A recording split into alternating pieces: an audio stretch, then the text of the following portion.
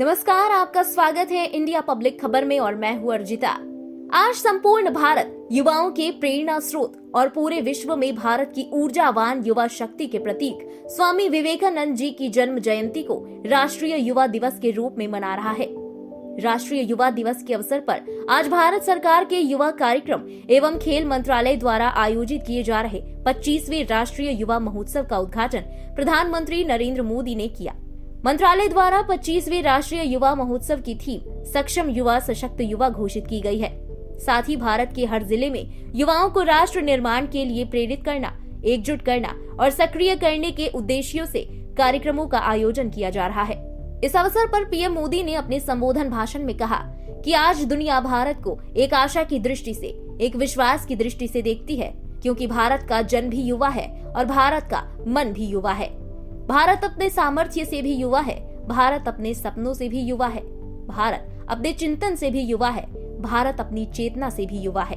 इसके साथ ही पीएम ने कहा कि हमारे महान व्यक्तियों के बारे में हमारे युवा जितना ज्यादा लिखेंगे, रिसर्च करेंगे, उतना ही देश की आने वाली पीढ़ियों में जागरूकता बढ़ेगी। साथियों, विश्व ने इस बात को माना है कि आज भारत के पास दो असीम शक्तियां हैं। एक डेमोग्राफी और दूसरी डेमोक्रेसी। जिस देश के पास जितनी युवा जनसंख्या है, उसके सामर्थ्य को उतना ही बड़ा माना जाता है, उसकी संभावनाओं को उतना ही व्यापक माना जाता है। लेकिन भारत के युवाओं के पास डेमोग्राफिक डिविडेंड के साथ साथ लोकतांत्रिक मूल्य भी है, उनका डेमोक्रेटिक डिविडेंड भी अतुलनीय है। भारत अपने युवाओं को डेमोग्राफिक डिविडेंड के साथ साथ डेवलपमेंट ड्राइवर भी मानता है। आज भारत का युवा हमारे डेवलपमेंट के साथ साथ हमारी डेमोक्रेटिक वैल्यूज को भी लीड कर रहा है। युवाओं के मार्ग प्रशस्तक और प्रेरणा स्रोत स्वामी विवेकानंद जी का जन्म 12 जनवरी 1863 ईस्वी में कलकत्ता के एक कायस्थ परिवार में हुआ था। विवेकानंद जी के बचपन का नाम नरेंद्र दत्त था।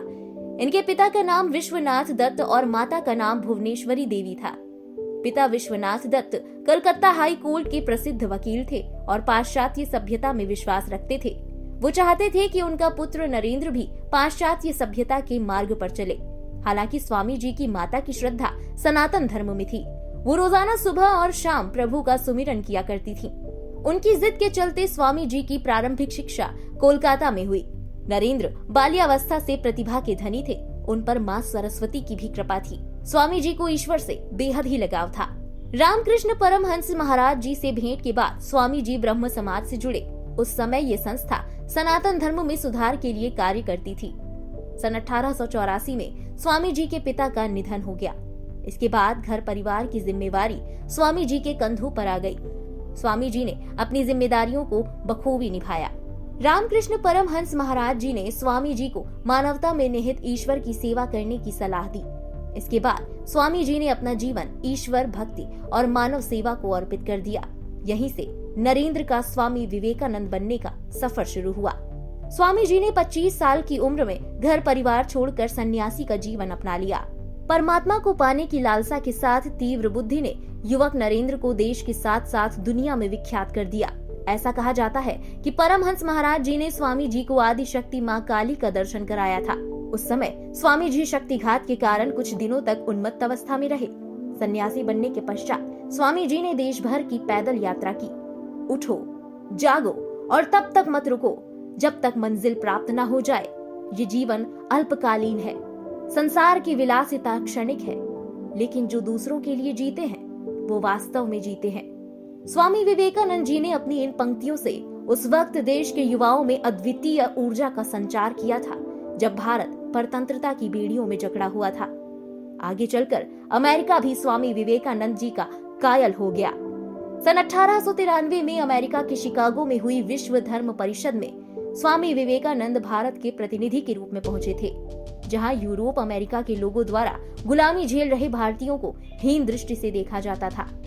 परिषद में मौजूद लोगों की बहुत कोशिशों के बावजूद एक अमेरिकी प्रोफेसर के प्रयास से स्वामी विवेकानंद को बोलने के लिए थोड़ा समय मिला। उस थोड़े से समय में ही उनके विचार सुनकर वहां मौजूद सभी विद्वान चकित रह गए और उसके बाद वो 3 वर्ष तक अमेरिका में रहे और लोगों को भारतीय तत्व ज्ञान प्रदान करते रहे।